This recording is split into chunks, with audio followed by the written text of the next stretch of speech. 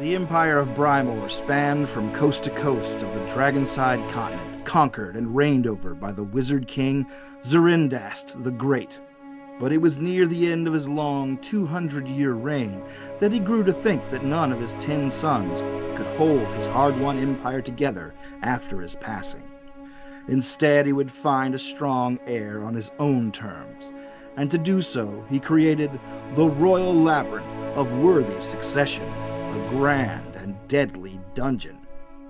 Many adventurers, both heroic and villainous alike, tried to best it, and all fell short.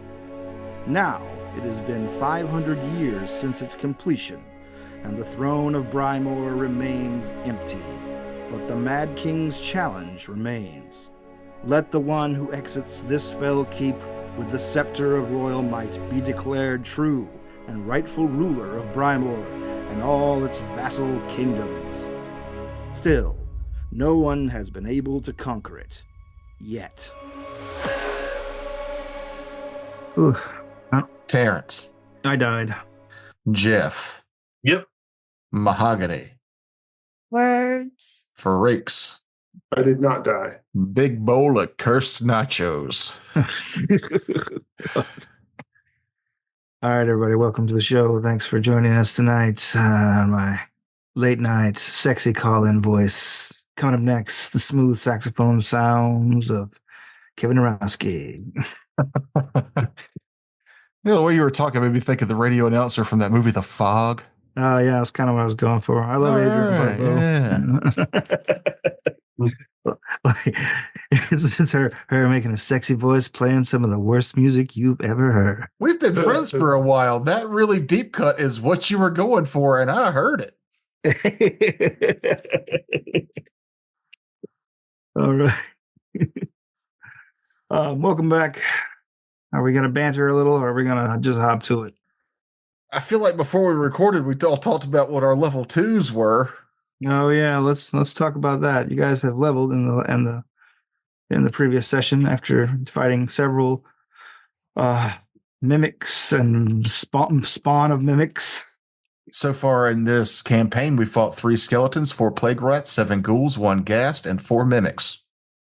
Well, humanoid mimics. Technically, it was 1 mimic that was extremely talented. It had satellite mimics. No. But yeah, I chalked them up as different creatures XP wise. Booyah. And that's what got us to level 2. And our incredible role play. True. Yeah. That's true. You're doing a fine job playing contract workers while you're waiting around for a dungeon to open. Well, yeah, what kind of cool goodies did your level get you? Who wants to pipe up? Okay. Go. Go ahead. Yeah, All right. All right. I was waiting to see if anybody thought that he was talking to them before I said anything, so it's me. I know this is an audio podcast, but we can see you visibly shaking at the You can hear it in my talking about your own character. Actually, And now about me. Go ahead. There's actually not a whole lot interesting that Baralo could take at this level. I've got the brawling focus, which means if I crit, I'm going to slow my enemy. Oh yeah, brief note for listeners: we are using the variant of Pathfinder 2, where you get to take a free dedication. So, if what people say here confuse you, that's what's going on. You got the free archetype rule. So yeah, I can. The critical specialization of the brawling focus is the target is slowed 1 for a round. So it's nice. Not nothing. No, that's pretty good. And in keeping with the Australian orc mindset, for my archetype feat, I took the Student of Perfection dedication. You've learned the martial arts techniques of the House of Perfection. You become trained in your choice of acrobatics or athletics. I believe I took athletics, and I get a key spell. I can do key strike now once every 10 minutes. Nice. You also get the people with Australian accents special ability to identify whether something is or isn't a knife. That's right. And also the special skill of annoying any real Australian speaker who hears me talk. As you Rise get up, blades. Rise of Rise of lights. lights. Rise of Now. lights. Rise of lights. Nar. Hot dog. Okay, now I'm American.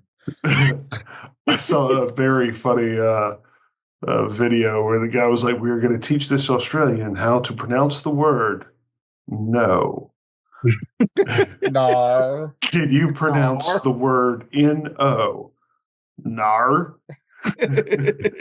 Like, no, that was N-A-U-G-H-R. Nar. But yeah, then I took the skill feat of catfall, which allows me to, treat falls as if they're 25 feet shorter. Oh. I'm sorry, that's if I'm an expert. Right now, I will 10. treat falls as if they are 10 feet shorter. Oh, okay. So basically, I can drop off the roof of a house with no ill effects. Nice. I thought it was going to be like the old catfall where it just drops all falling damage to 1 per die. Ooh. That'd be pretty great. Yeah. But that ain't it. So yeah, jump off of a 120 foot tall building and take 12 damage. yeah, Okay. I know I would. I think at 2E, there's no dice roll. You take damage per feet fell. Yeah.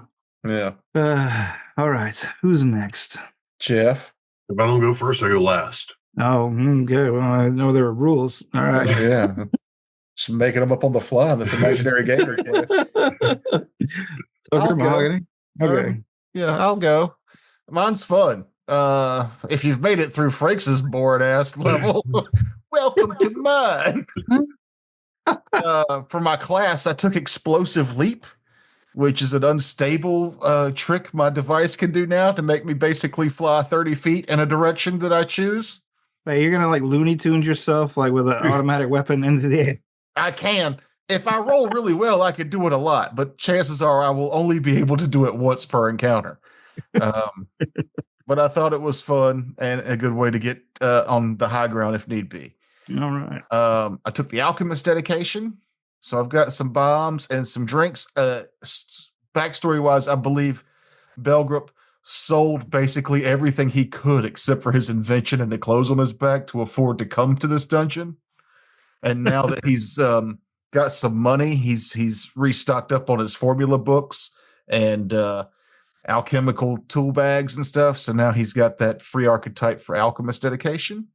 And I took trick magic item because I feel like a dungeon might have some random loot and nobody here can use certain wizardy things like Scrolls. Yeah, scroll. I mean, divine stuff Jeff has covered, but that leaves occult, primal, whatever the other one, Arcane. Yeah.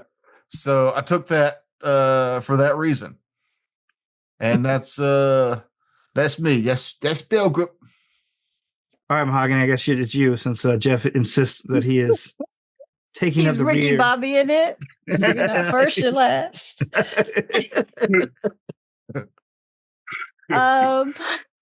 So for my free archetype, I took the unexpected sharp shooter dedication. And that gives me the accidental shot activity, which I'm sorry, but you almost said shark shooter. It is like, are you having flashbacks from that time we made him let us fight a shark? I thought she said accidental shark shooter, and I was going to poke fun at Terrence. But sharp shooter. Oh, shart. Sharp. SHARP. Sharp shooter. Unexpected sharpshooter. And the feat or the what it gives me is accidental shot, which is for 2 actions once a day. The effect is you make a strike with a ranged weapon, rolling the attack and damage twice, using the better result for each. The attack ignores circumstance penalties to the attack roll and any flat check required to do due to the target being concealed or hidden. So it's cool for like really crappy situations where I just really don't want to miss. Mm. And for my class feat, I took quick draw. So now I draw and attack with the same motion, which is lovely. That's pretty good. And catfall as my skill feat because nimbly bimbly and whatnot. Everybody's catfalling up in here. Okay. Mhm. I'm the one that can now fly 30 feet, and I did not take catfall. Yeah, you're going to take flat fall. Dummy. All right, Ricky Booby. All right. So let me set the stage. Get my popcorn. Hold on. Cecily. So I'm not sure if our listeners get the concept for my character. So the concept I came up with this character was to combine death and war from the game called Darksiders. I like the war armored look, but I like the concept of death with the mask. So that was what I went for with this character when I created it.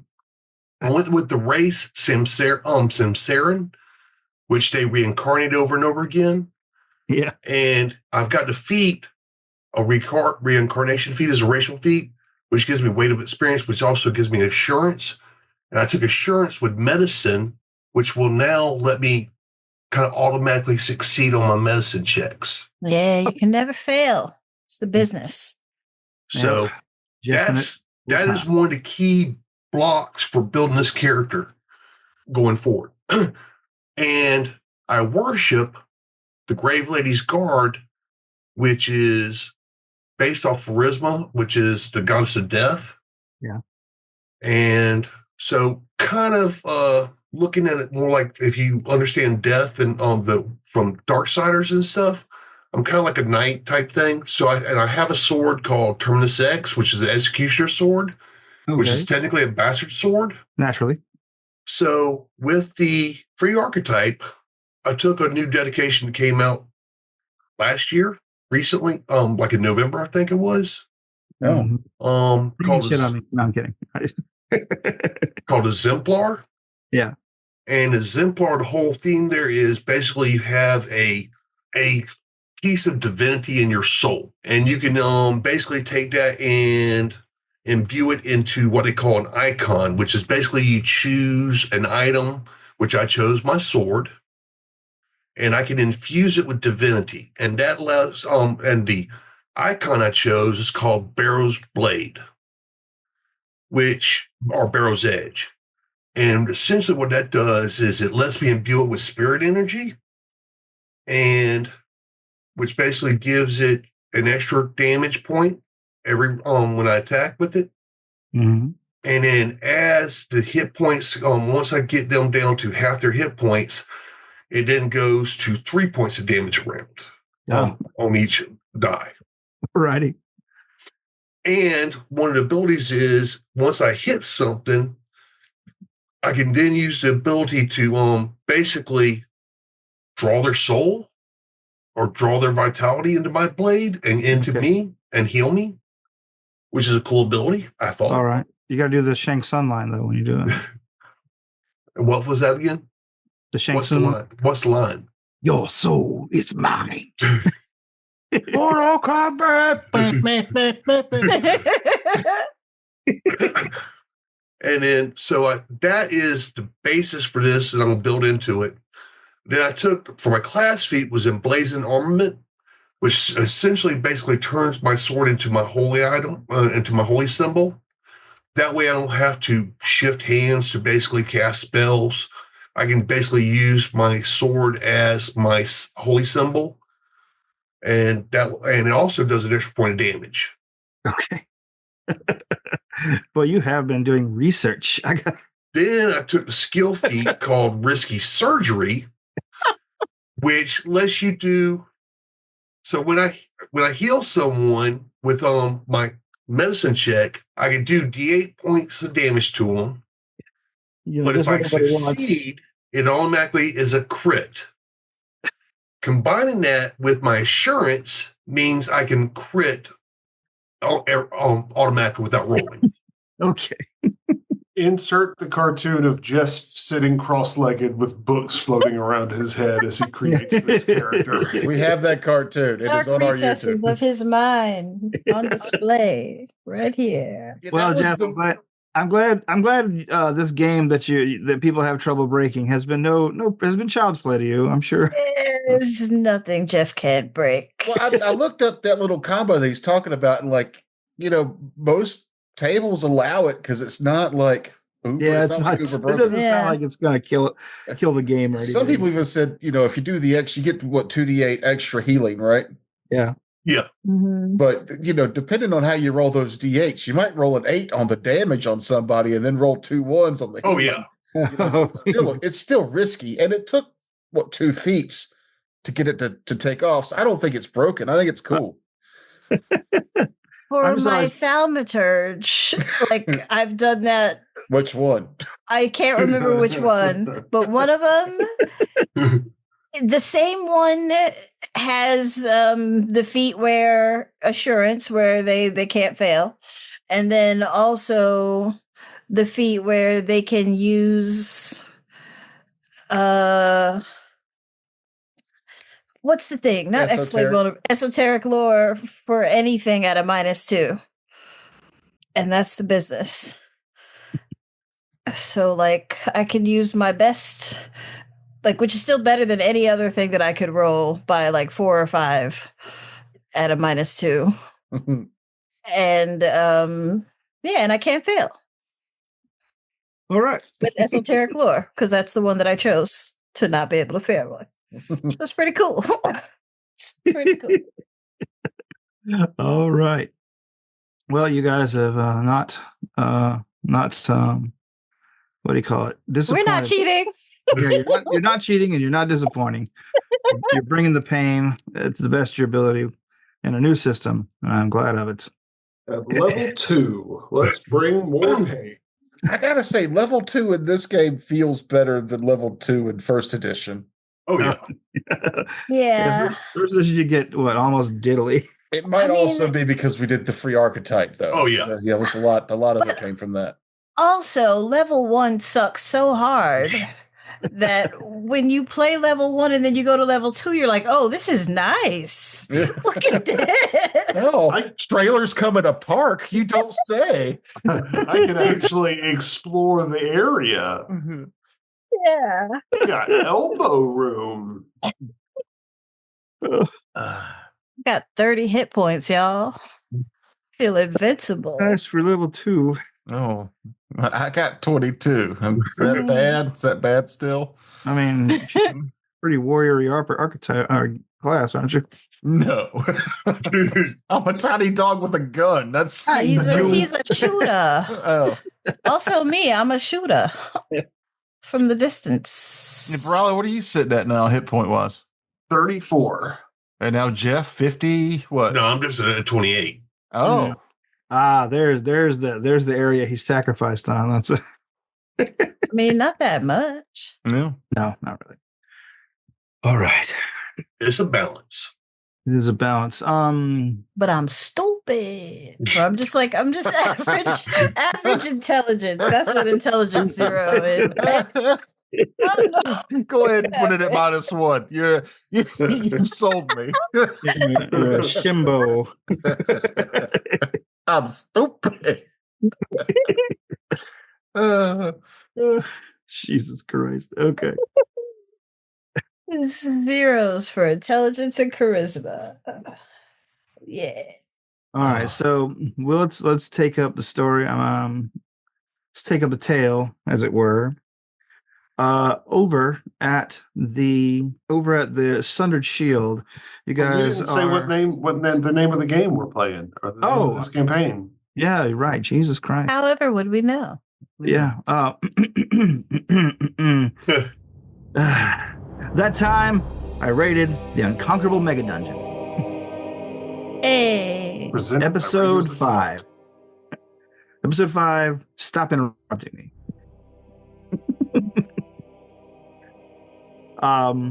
We'll pick up as you guys enter the Sundered Shield. You're basically paid off by Myron Cricket for your aid to him. A hefty sum for your efforts, mostly because Lieutenant Sharp of the garrison told you that this is the garrison. This is a garrison matter now since you brought them into it, and so any monster war rewards will be split amongst the family members of the deceased garrison guards. But thank you for your service in this matter.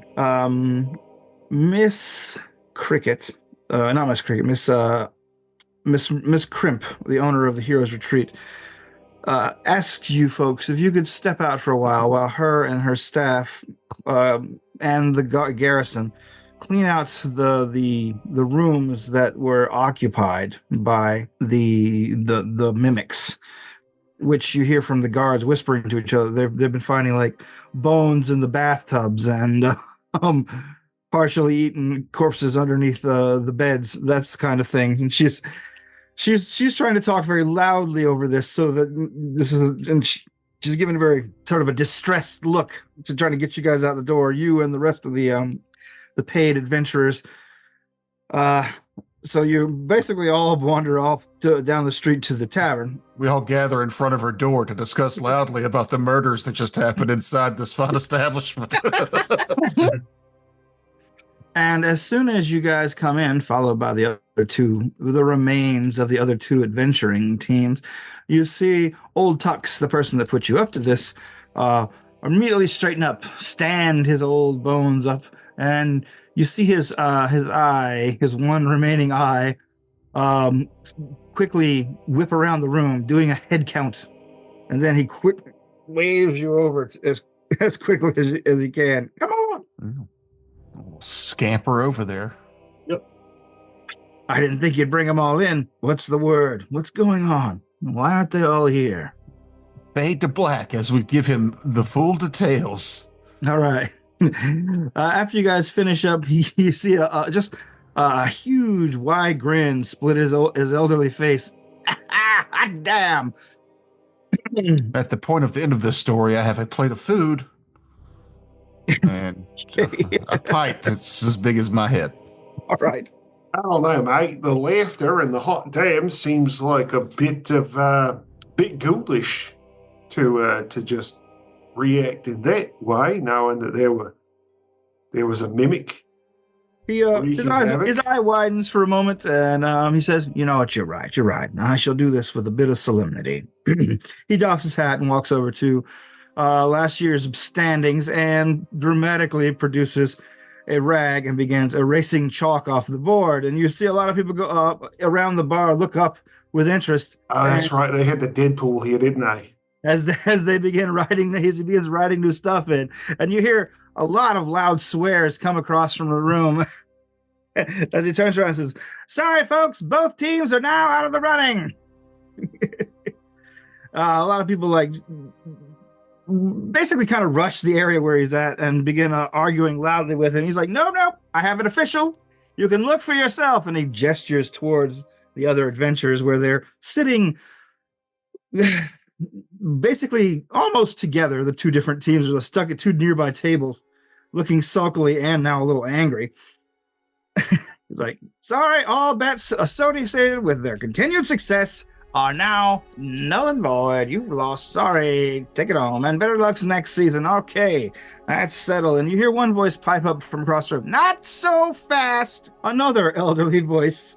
This time, an old woman, wearing, thick coats and whatnot. And she's wearing a pair of smoked spectacles. Like, even in this dim room, her smile is wide. Her teeth greenish but perfect otherwise, as she walks over and pulls out a writ to give it to old Tux. He snatches it from her. He's like, oh, let's see. Dissolution, death. Oh, you even guessed the right ones. She's like, pay up. He turns and points a finger at her. He's like, you cheated. She's like, how? You know exactly how you cheated. She's like, you can't prove that. His face darkens. He's like, oh, yes.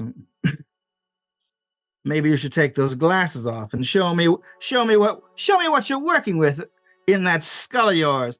She scoffs. "Ha! It disappears when when I'm here." And then she wheels around rather quickly, and you see her take one of the pewter ale tankers, and she begins to slowly squeeze it in her hand, and it starts to just deform like it's made out of butter. And she puts it back down. "I'd like my gold, please." In a huff, Old Tux says, "Fine, one payout. Let me go back to my cash box," and he disappears in the back room. Tuck's partner, Dern, at the bar, as soon as he walks out, just snorts with laughter. Oh, he hates to lose.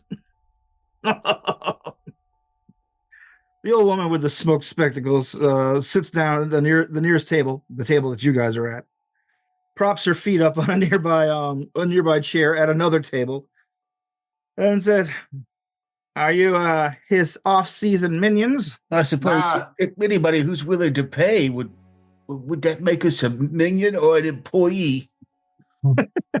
No, we're freelance contractors waiting on this season to open up. We just came here to try our hand at the dungeon ourselves. She looks at you and she lowers her spectacles a bit, and you see that she's got one eye is a dull brown, but the other is a striking glowing blue color that takes up the entire socket sclera, whole thing, just the entire eyeball. It shifts as it looks around, and she's, "Yeah, I guess you are about ready to go in there. All right." The spectacles go up again, making the glow disappear. And finally, Old Tux returns carrying a small trunk. Bish struggling, his old bones are creaking as he sits it down on your table, and the table itself creaks. He lets out a heavy sigh. "Here you go. Your payment, ma'am." She's like, "And I'll take that supper to go too, Dern." "Right you are," he says, and he disappears into the back.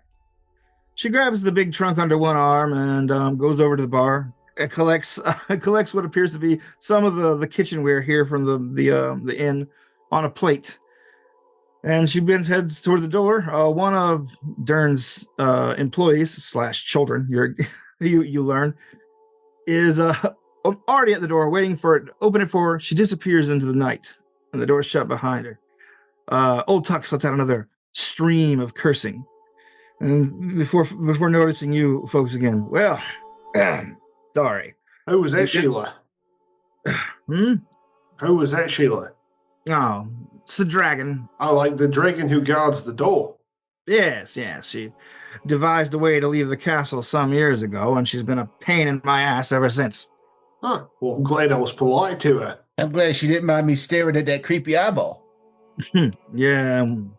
So it was there. I knew she was lying. Yeah, stare at it like a child who stares at somebody who's had like an accident. You know, you see the guy at the grocery store who lost his arm in the war, and the child's just unabashedly staring. Just staring with his mouth open. Mommy, why doesn't that man have an arm? Yeah, why did he have two arms? Just real loud. That was me staring at that eyeball. Tux sits down and says, "Yeah, she guards the Tribulation Keep up there. She's the one that decides when opening day is. She usually sends a runner down on the day so she can prepare herself. Of course, we send a runner up every day to find out this time of year, so we're all just as eager, I guess. Takes her forever to return our kitchenware, too, by the way. Oh. That's dragons for you, though."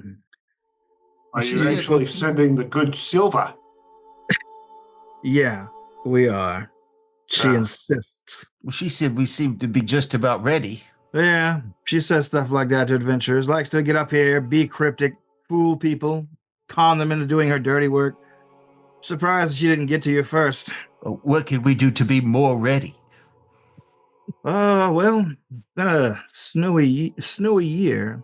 A lot of the places here haven't gotten their reagents and out-of-town created items in on the train yet. It should be in the next week. I'd probably wait to equip myself before I go in, if you've never been in before, which I'm guessing you 3-4 haven't. I have not. Nope. No. This will be a first for me. Are you folks all independents or are you together? Independently together. Yeah, we came up here independently and we met, and I hadn't really given it much thought, but I'm not opposed to working with you folk. We work as a pretty good team past couple of days, I think. Yeah, I mean, so far together, we've killed 3 skeletons, 4 plague rats, 7 ghouls, 1 ghast, and 4 mimics, which was technically 1 mimic split into 4, but we got XP for 4 of them individually. What's XP? Sorry, I broke the 4th wall there for a minute. Maybe it was the mention of the Deadpool on the wall earlier. Well, that's what it's called when you take bets on who lives and who dies. Yeah. Tuck says, so is that a yes? How about you, madam? You in charge of this lot? You seem to comport yourself a little bit more dignified. I'm sorry, were you talking to me? Yes. Oh, I was daydreaming. Okay. I've mistaken comportment for Obliviousness. Is there something I can help you with, or may I return to... No. Go about your business. Thank you. So are you a team or not? I need to know. And you see him slide a ledger across the table, if you're together for reasons. And you see the big standings board behind him is looming. Well, we don't have a name for our group, if that's what you're asking. Well, if you don't The cool kids. Oh. The cool kids. I'm not on board with that. Let's have a discussion before we just make the call. Our name's going to be up there, and it's going to represent us as a team. Biscuits. Everybody wants to be one of the cool kids. Team Biscuits it is. Is this a no takes back situation, or are we stuck with whatever this dummy just said? That's just the first thought that popped into my head. We have not decided on anything yet, sir. Well, for your work, get us around, Dern, for these folks, for their fine, he lowers his voice, information gathering. Super best, most awesome team. Friendship. What was that one shot we did where it was just kick-ass, super badass robot killer fighters? It was super badass, ultra killer future fighters. Yeah. Robots, I think, were thrown in there somewhere. Basically that, then. Do you have any suggestions there, Grim? Team Awesome. Team Awesome. I just want to make sure we're setting our expectations appropriate levels. Hey, Car Ramrod. Car Ramrod. Say Car Ramrod. What are some team names that you have up there already, Terrence? Some team names I have up there. They're mostly names that are basically whoever the team leader organizer is. Usually they just go with that. It seems to be the laziest way to go about it. But you see a few others up there that are fanciful, and some of them are cryptic. And you also see the soloer standing board, which is a much smaller board. No. Okay, so last one, the Outsiders, because of my name. Get it? That's actually not that bad, but I'm not opposed to it. But I had a thought myself. Mm-hmm. Since we are individually together, drawn together, the Lone Rangers. Get it? Because we're alone, but we're also a group. Nah, I like Team Outsiders a lot better. You could just hyphenate it. Oh. The Outsiders? Like hyphenate all that other stuff and then in parentheses, the Outsiders. Good with Outsiders. Yeah. All right. Tux listens to you guys debate and says, you know what, I like that one too. You are the Outsiders. Then he checks another ledger and he puts a parentheses 3. Huh? That's why we should have had the rest of the stuff in the name. Team Awesome hyphen super best friends. No, that's only for my record. That's only for my record. It'll go on the board as the Outsiders. The other 2 outsider teams are dead or dissolved or Oh. burned or dismembered. I can't remember. We go through a lot of teams. We Dead went by the first. dissolving? What if we were the outsiders, but at the beginning it was XXX, and at the end it was also XXX? 69, Maybe 69. throw a few 69s in there for good measure. But the first two and the last two X's are in lowercase, and the third one and the those are big. So That people seems- don't know if it's like X the Outsiders X or triple X the Outsiders triple X. This gives us something to talk about. Mystery. Mhm. Okay, while Do you you guys pronounce discuss, the X's? and Old Tuck scratches through various things, but eventually you guys come around on the outsiders, or Yeah. Yeah. alrighty. We used to do laser tag a lot when I was teenager, and you got to put your name up there, which was, normally it was just like, hey, butthead, or, just something stupid. Yeah. But when the guys showed up and they had like the serious names that popped up there, that's when we Eliminate knew, Squad 6. that's when we knew we were not going to have fun every time. It was like, oh, the guys who are really into this are here. Fuck. That's the guys who will pistol whip you when their battery runs out. Oh, it's all like, oh man, I'm double X Venom 4-2 or some shit. It's just like, oh, I don't want to game with Venom. You don't want to game with Venom, but he's so cool. Actually, I think our name should have been Four Horsemen. None of you even own a horse. I am The not horses much, are a metaphor. even still, I'm not much of an equestrian. I don't really like horses very much. Too big. They got too much personality. Yeah, well, I was kind of thinking more so as your horse's ass. Well, that's just insulting for no reason. I feel like we're going to work really well together. All right. Another person steps up to the table. It's one of the adventurers from the hotel, who's one of the adventure team leaders, Marina Raid. She steps over. She's like, "Okay, Tuck. I guess our old team is dissolved. Me and Mancastro's remaining people are teaming up for now. Do you want to go ahead and take us down?" He's like, "Don't worry. Yep, I can put you in. What do you want? Team leftovers?" You see her face darken, and his face like gets very tense. He's like, maybe that was a little too far. And she says, "We'll just be Raid's Marauders from now on." She's like, "Okay, combo team. Good for you." Speaking of, sorry to interrupt there, love, but y'all doing all right after that unfortunate reveal? Well, we just found out some sort of highly advanced mimic was impersonating 3 of our friends. One of which had been turned into a ghoul without telling us. We're taking it as best we can in the few hours since it happened, if that's what you mean. I appreciate your concern. She straightens herself, and you see that her eyes are red, she's lost friends today. Tuck, is a gold piece enough to buy them around? Actually, that's a lot, isn't it? A gold piece is a lot in this. Yeah, So that was almost like it was so much you were kind of like showing off. Yeah, how much would a round be? Well, a gold piece will be a round of the good stuff. Right. How much would a round cost? He looks over and says, Out of character. a round of drinks for all 5 of them plus yourselves. You've noticed that the prices here are a little more expensive than they are, of course, near the bigger metropolitan areas, mainly because they just assume adventurers are going to have the extra scratch.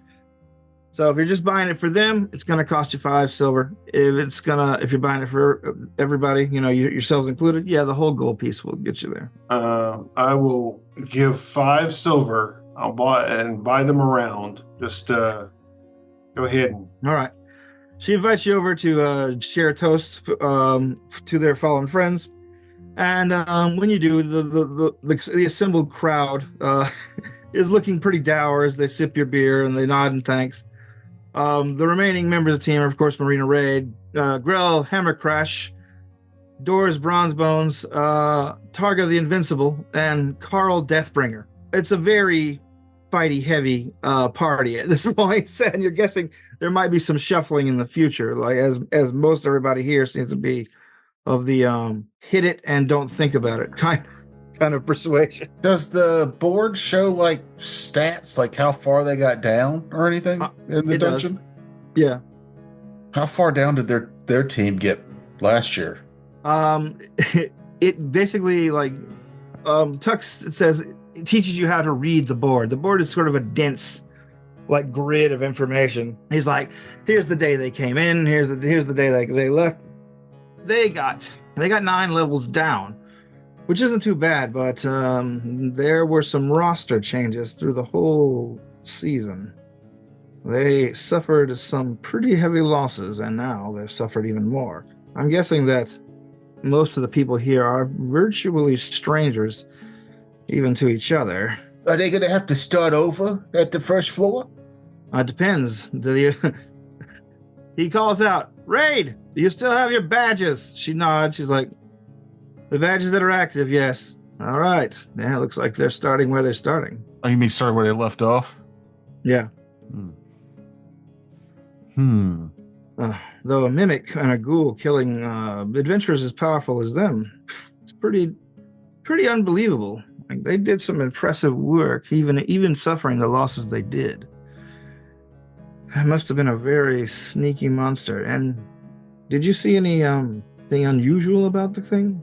Yes, I saw when the mimic's body was dissolving, there was some strange arcane runes.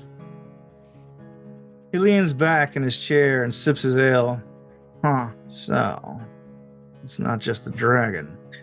Would you like to know more? Yes, I would. He leans forward again and says, it's very rare for a monster to leave the dungeon. They colloquially, it is known locally that they cannot, and we keep that story in circulation for the meantime, for just the peace of mind of the locals and the adventurers and the business folk. But some of them get clever. Some of them are able to beat the system, snag something that's essential inside and take it out. I bet if you search that hotel, you'll find some piece of the dungeon squirreled away somewhere. But yeah, no one's really safe near that thing. It's a powder keg.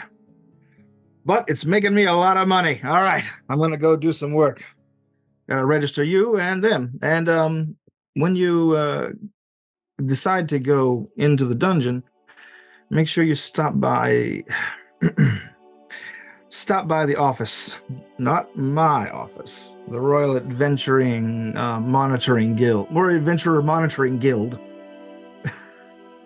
has an office here, and it is mainly one of their main offices because this place terrifies the government of Brymore for obvious reasons. It was what Adventuring Guild? What was the name of it? Monitoring? Yep, the Government Adventurer Monitoring Guild. No. They are not shy about what they are. Believe it or not, the government thinks it's dangerous having a bunch of armed psychopaths trudging up the mountains in the middle of our territory, trying to become king. Oi, mate. I take a bit of offense to that. I am not armed. You have 2 of them. Oh, Kerry. Well, I do have knives. Never mind. Well, I mean, maybe people would walk around with guns and knives and stuff if, there weren't fucking dire wolves and giant rats. Do I need to go through the list of things we've killed in just 3 days? He smiles and nods. He's like, yep, the dangerous old world, son. But you guys have a good night and enjoy your 2 days stay at the finest inn in town for people who aren't nobles. Yeah, forgot about that. Well, should we go pop in over at the governmental adventurer monitoring building? What, and tell them about what our treasure's going to be and pay taxes on it? They can suck my doggy dick. I mean, don't we have to register? They'd like you to register, he says, but, and they do come in here and check the boards. Just saying. No. Well, you mind taking our name off that shit then? He smiles back at you and looks over at the tables. He's like, "Nope, you've got a reputation here now." I tend to do my adventuring off the grid, so to speak. Under the table? He disappears into the back rooms, leaving you guys alone. Oh, thanks, fucker. Now they have our name. Well, they don't have our names, but they have our group name, which Well, we you just got your came up names. with on the spot. It's the Shadow Corp LLC. We'll funnel all of our untaxed income through. Yeah.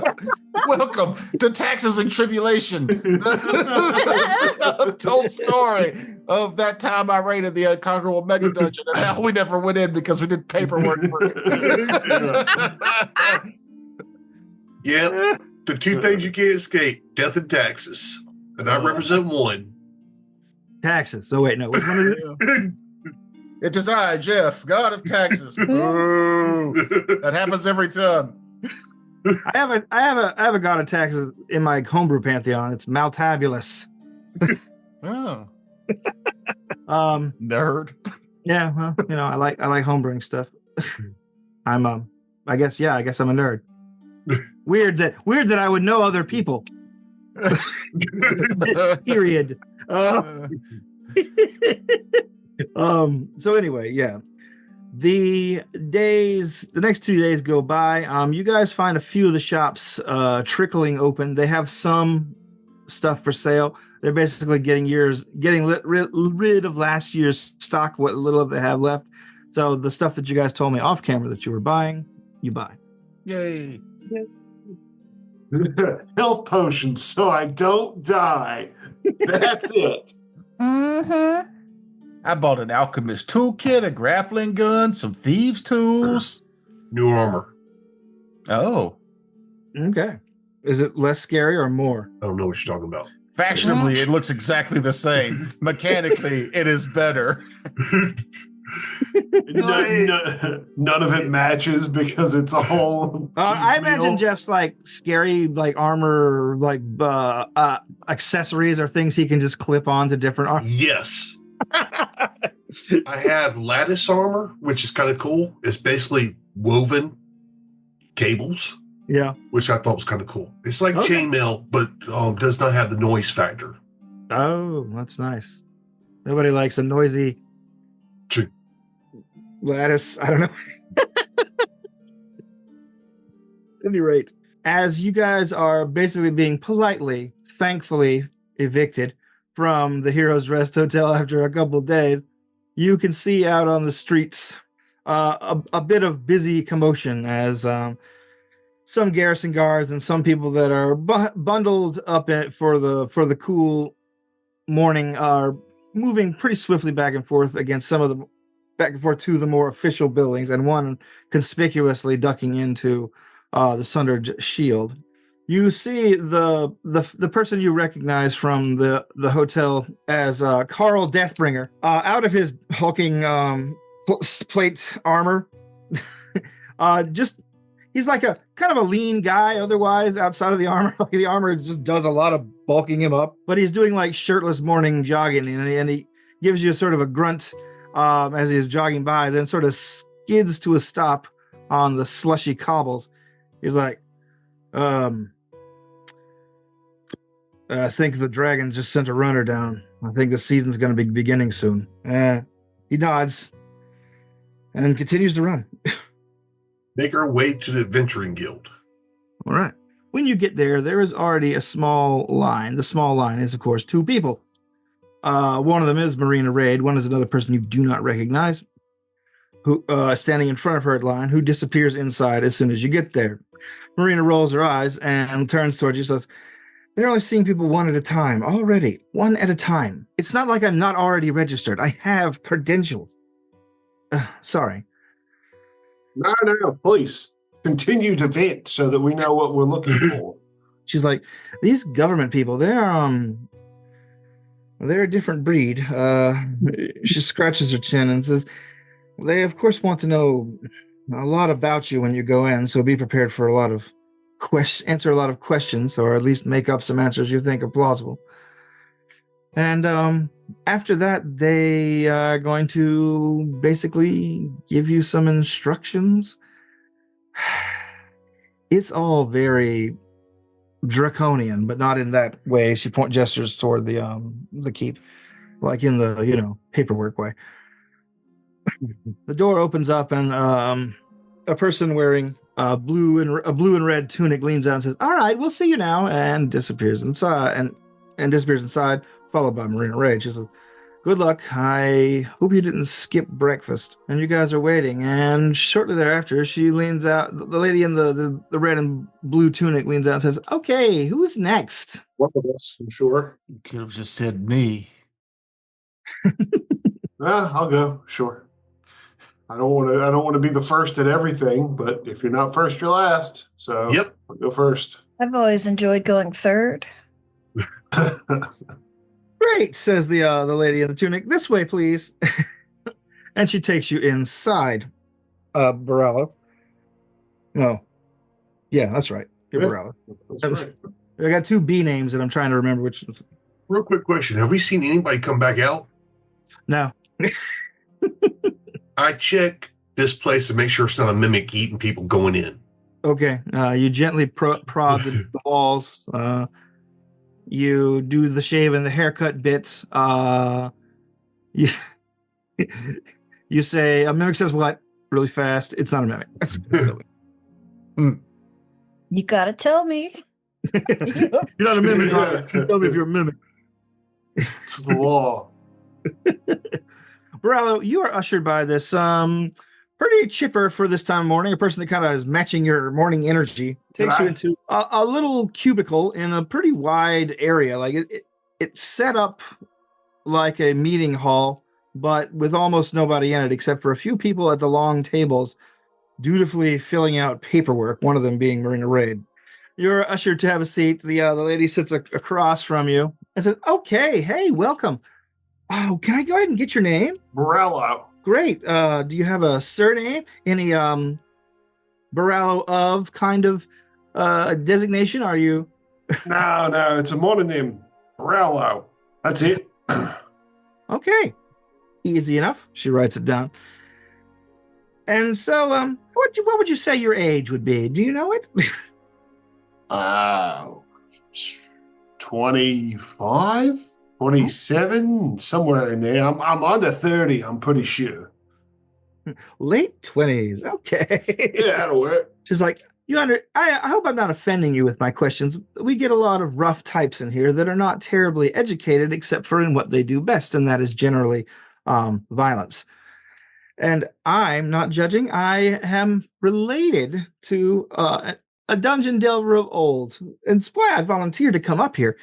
A lot of people think the government's, the Royal Adventuring Monitoring Guild is some sort of cold organization here to keep a sort of deep amount of scrutiny on the adventurers that come to the top of Shattersword Peak. But that's true, and I don't think it needs to be, unpleasant. Okay. She slides a bowl across her desk. "Candy." No thanks. That shit's terrible for your teeth. No, I'm Candy. Ah. These are nuts. She points to the bowl.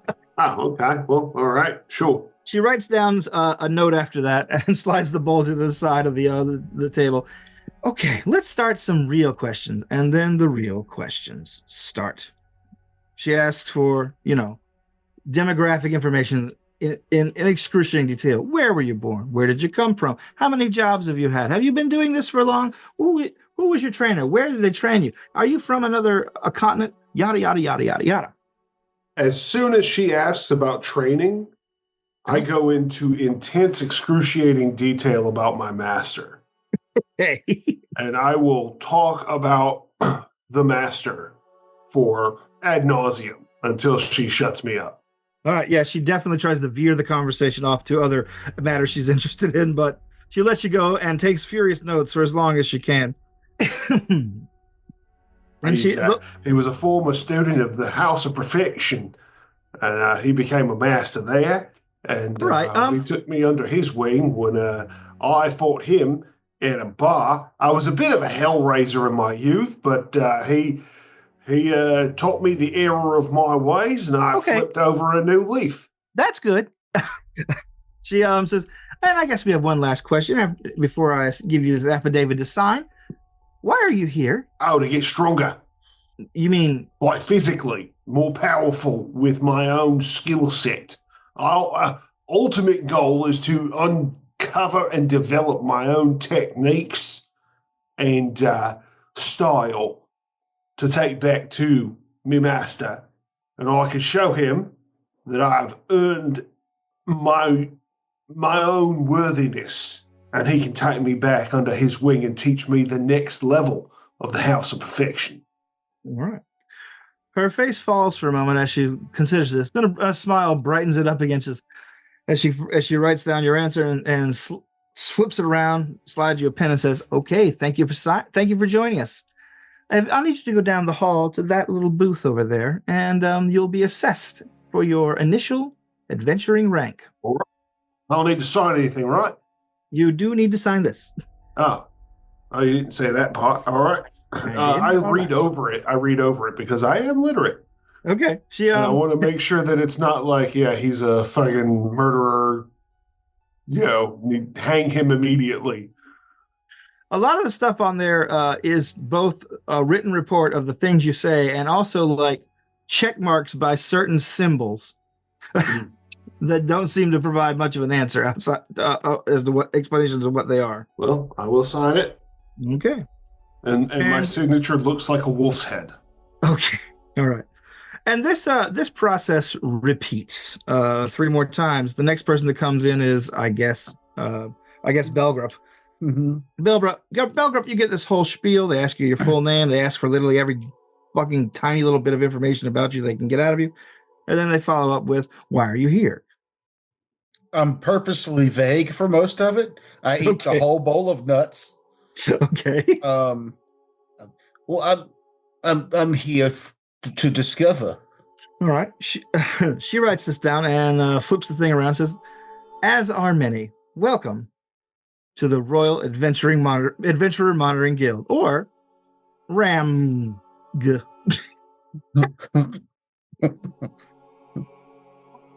Okay, fuck the government. My bad. She tells you to go down the hall for your assessment. All right. Rouse, you, of course, get the same thing. She, except for she goes to offer you nuts from a bowl, then notices that it's empty, and then slides it back without saying anything, and continues along her normal spiel. And when she gets to the question, "Why are you here?" you say, I am here to catalog the dungeon. "Ah, well, that's a very big matter of interest amongst the scholars that come up to the top of the mountain. You'll be in good company there. The dungeon changes every season, sometimes slightly, sometimes majorly. They try to build informational maps over the course of the adventuring year, but they're only good until the end of the year." Yes, that is why I consider this pursuit worthy of my time. She nods and spins the paperwork around for you to sign before telling you to go down for your assessment. All right, Wargrim. She's like, Wargrim is your name? Grim Gravestalker. Okay. She's like, okay. Well, finally a surname. Rouse had a surname. I know. She's being a dick. She's being kind of a bitch. By this time, she's got a new bowl of nuts, which she offers you. All right, thank you. I'm surprised it made it this far. It didn't. My name's Candy, of course, and I will be your assessor and liaison. She says, you seem, according to my sources here in town, you exhibit a very popular popular skill set amongst the adventurers. You might end up getting poached by another party. If you're not careful, they will offer you bigger shares. So if that happens, please come back and report any changes in status. Not a problem. She gives you your thing to sign and sends you back down there stairs. You guys are all assessed as A-rank adventurers. Is that What he was saying? is that the lowest or the highest? They tell you it is Or not the lowest, second. but it is the second lowest. Oh, second lowest? Yes. So we Oh, go shit. A, B, C, D, E, F up. Mhm. Okay. So backwards. The lowest rank adventurer is double Z. And that would mean that the highest rank of adventurer is single Z. Correct. Interesting. So it goes from double Z To Z. up to double A and then A. That's weird. So it's Like there's Z's on either ZZ, end. then A, B, C, D, E, F, Okay. all the way on up to Z. We haven't had an adventurer higher than Elemental P. no S in our history. So, we're probably not going to run out of letters anytime soon. Confused, but that's okay. I just want to become a W. You want a W? War You don't want to be L for very long. All right. You guys are finished up with your paperwork, and then they ask you if you guys already have a group affiliation individually, and then they give you paperwork for that. You are by fiat to the guild asked to assign one of the members of your group as leader, so that the liaison doesn't have to speak to you all the time. Who wants to have to talk to Candy more often than the others? Ross. Rouse doesn't mind. All right, Rouse. Yep. You are now the leader of the outsiders. What is your name? I'll allow it. Okay. Acceptable. All right, Judge Mills Lane. Acceptable. I'll allow it. Get it on. I missed that show. Oh, what? Celebrity dumb. Deathmatch? Yeah, it was so dumb. Like, I barely watched it, but when I got to, it was always a good time. We watched the shit out of it. We even played the video game, which was not good. I forgot I had a video game. That's right. It was a stinker. The controls were awful. It's like, oh, the best character is Carrot Top? This game really did go off the rails. Oh, that's bad. I don't even remember that. I just remember how bad it looked. Yeah. Like, the claymation on Celebrity Deathmatch was always hinky, but man, the video game version of the claymation for Celebrity Deathmatch was worse. Was somehow worse. We come from a time where it was like we did a claymation show on television that went to every home that could afford MTV of real name celebrities murdering each other. It was peak television. You're right. Yeah, It really was. It really was. It was good stuff. That and MXC. I will stand by MXC forever. That's I love that show. Guy LaDouche. Yeah. Hey, Guy. Thanks, Guy. All right. Anyway, back to this. As you guys are finish up all your paperwork, you're ushered out. It is well past lunchtime.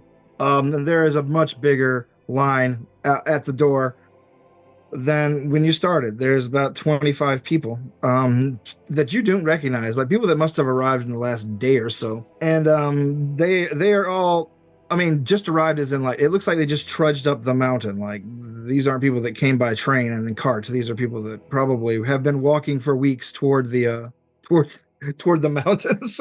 A motley, smelly mob of adventurers who are angry that they have to stand in line in the cold. Which is what Belgrip is saying to Borello. Look at this smelly mob waiting for... Well, not everybody had access to the wonderful baths at the hotel, so... Neither do you now. I will head back to the cave. All right, you guys head back to the cave. It's still there. It's been taken care of. It looks like there's a flag marker out there denoting to all around that it has been claimed by you guys.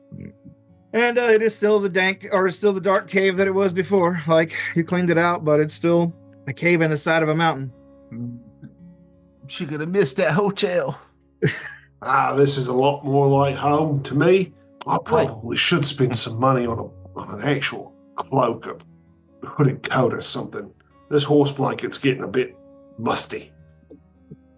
Oops, sorry, that's me. I nipped in here and had a little nap. Well, back to prospecting. Sorry, Not old man Prospector Jenkins. Well, random prospectors, you got to shake their blankets out or you're going to find them there. Mm-hmm. All right. After you guys are settled up and you head somewhere for lunch, are you guys going back to the Thunder Shield or trying one of the other cafes around? I mean, variety is the spice of life. Yep, try something different. All right. Let's see. Most of the businesses in town are still closed for the winter. However, it looks like the Ten Princes Tea Room is open.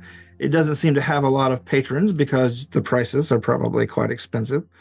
But it looks like you can see a couple well-dressed people at a table there being served by two youthful, extremely well-dressed people in black. Cakes, tea, the usual tea room kind of stuff. That's not one you have to go to. That's just an option you have. You also see a sign outside the Hot and Cot Hostel that says open meals for new arrivals.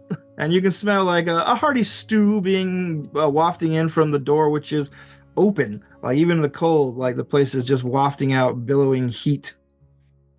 As the largish building has been kept extremely toasty. It looks like the morning they're just sort of airing it out real quick. That's where Barella goes. Get some stew. Okay. The Hot and Cot is, like I said, a hostel. You can pay a small amount to stay here in like communal bunks.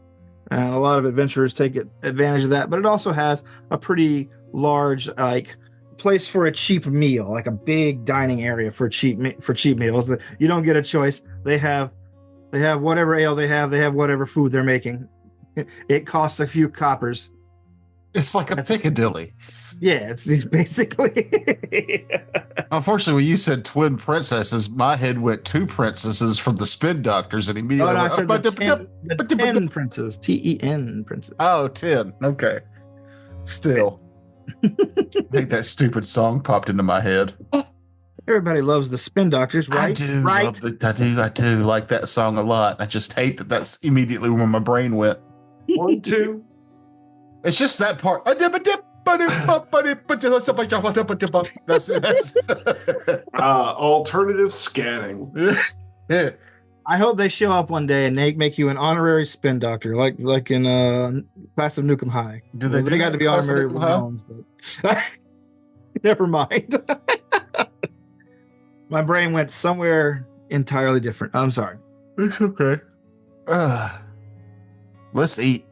All right. Yeah, you guys sit down and you see a few other adventurers that have just got to town or have been in town and staying here and looking a little bit more cleaner for it or enjoying the place. They are talking animatedly about over their meal about the upcoming opening. The dragon called down. The gates are going to be open soon. And they've tasked the people at the Sundered Shield for the drawing. The drawing? Yeah, well, if everybody rushed the gate at once, the dragon's probably just gonna we'll be stuck waiting in the snow while the dragon lets the groups in individually, according to her leisure. Next, I'll stop back by there because they told us to let them know when we'd registered. Okay. I forgot about that. So the Sundered Shield for the dragon does a drawing. Each team throws a pebble in. They shake up the can, pull one out. Well, after the stew, I go to the Sundered Shield. Okay. The Thunder Shield is crowded, extremely crowded, and you see that there are the people who normally work there are telling you, no lunch, find lunch somewhere else. We're done. We're busy today. You can have some ale while you wait, if you can wait. If you're a team leader, you may come in. If not, beat feet. Go on, find something else to do. Well, have fun, Ross. Guess I'll see you all later. Wait, right. Make me an honorary leader of the team, and I can use my ancestry feat, scamper underfoot, to tumble through spaces of medium or large enemies at ease to get to the front to sign us up. All right. Ooh, can I do that actually? What? make him unofficial leader. Well, the only people who know who the actual leader of your group is, as far as legally speaking, I'm doing air quotes there, is the Thanks. guild. You guys can say who the leader is all you like to the tavern. Yeah. For the time being, I grant you leader for the next however long it takes you to finish signing us up. Okay. And come back out.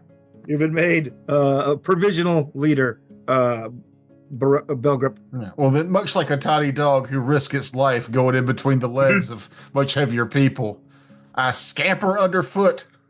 All right. You hear them screaming, all right, form a line, form a line, form a line, form. Hey, what are you doing here? Were you always here? I was always here. Oh, sorry, I didn't notice you. I hope I didn't kick you. I kicked something. almost. I don't know, like a mop bucket. Are you carrying a mop bucket? Were you carrying a mop bucket? It doesn't matter. He looks around. You're first in line. He's like, all right. What's your team name? The Outsiders. The Outsiders. Have you already talked to Dern? We did, right? Yeah. Yes. Yeah, he knows most. Or talked to Tuck? Have we? Yeah, Tuck was the guy that does the gamble. Yeah. He's like, Mhm. you nod at the employee of the Sunder Shield who dutifully writes your name down. He's like, all right, you are chit number 1. And he gives you a little piece of paper. He's like, here you go. Here's the proof. Move on. All And he right. begins signing other people out afterwards. And then he realizes how I got in line first as I vanish through the crowd of feet. So, All right. The line carries on as you step outside, and people are moving pretty rapidly through it.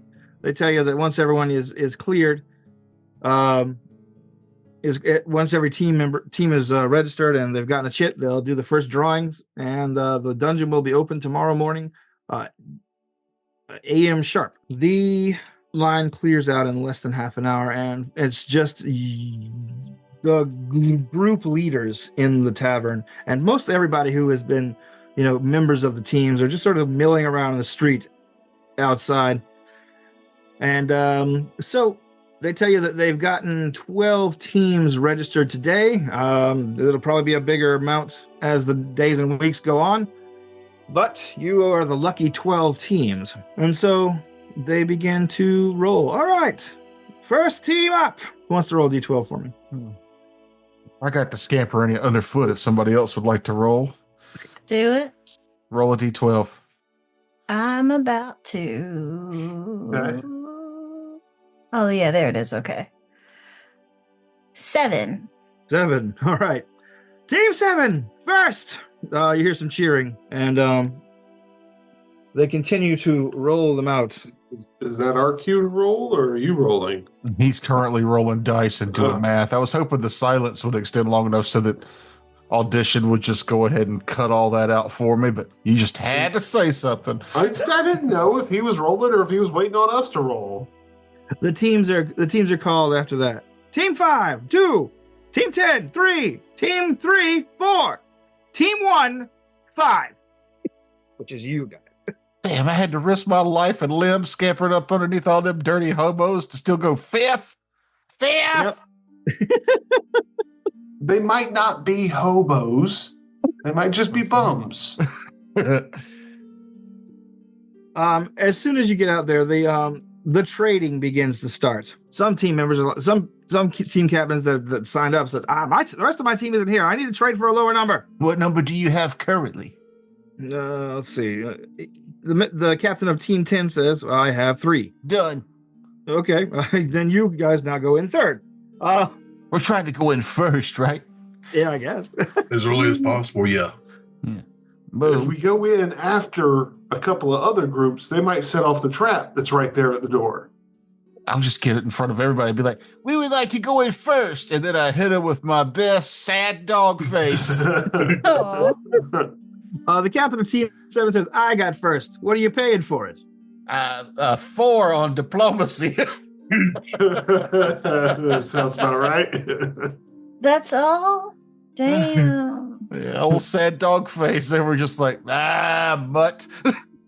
You keep making that weird face at me, I'm going to charge you double. What are you paying for it? The guy, this guy, the first one? Yeah. Well, it all depends. How I don't know how much it's worth. It's worth what you'll pay. Or not. A gold piece? No. We'll just go in third. It's fine. Shut up, Borello. Trying to save your money there, mate. There might be a chest full of gold. And then I look at him. There also might be traps that will murder your family. So some of the other team members are talking amongst themselves and their teams after you mention traps. They're like, well, I mean, we probably want some people going down there just to feel things out before we do. I mean, we can get some valuable intel out of people. Actually, that's not a bad idea. Maybe we don't want to go in first. I got caught up in the moment. I'm not intelligent, but I am wise. All right. The person with the first says, if you tell us everything you find when you come out and you give us 10 gold, I'll swap with you. I just start laughing. Okay. I'll take that as a no. No. All right. Then you guys are going in third. They tell you they're letting in teams every hour on the hour tomorrow morning. So at daybreak, you guys will have 2 hours. We had to go have breakfast first. Which is to have breakfast. Another reason to go in third. You showed me on breakfast. It was the last thing we talked about. But I was on the fence till then. And after that all is done, they tell you that they announce the kitchen is open to much cheers, and the Sutter Shield is suddenly flooded with patrons who are celebrating their early access to the dungeon as you guys are here, day one. And let's conclude the adventure for tonight, as I want to make sure I am fully ready for day one of the dungeon next time. Don't lie to these good people that have been listening to us, Terrence. You need to take a shit. Okay, you've been making fun of me subtly all night. I ate some stuff that was bad. And Cursed nachos. It was cursed nachos. I ate some cursed nachos, and it's not doing me so hot. So no, I don't shart myself frequently, as someone suggested. That's not how it worked. Before we end, we have to paint a picture. But we can't lie to these people saying that you're going to be prepared for day one. As prepared as I can. So yes, let's do a screenshot. I know not a lot happened tonight, but if anybody has something you'd like to highlight, the under the foot scamper, or the puppy dog eyes holding up the chit saying, "We would like to go first." All right. Earlier, I thought all of us at the table together, finding out we might have to pay taxes on our. Just all of us angrily screaming, "The taxes!" Burlip on the table grabbing his junk, and like, "Fuck the government!" All right. So yeah, let's call this episode "Paperwork and Fees." And thanks for joining us tonight. Y'all have a wonderful week, etc., etc. Bye.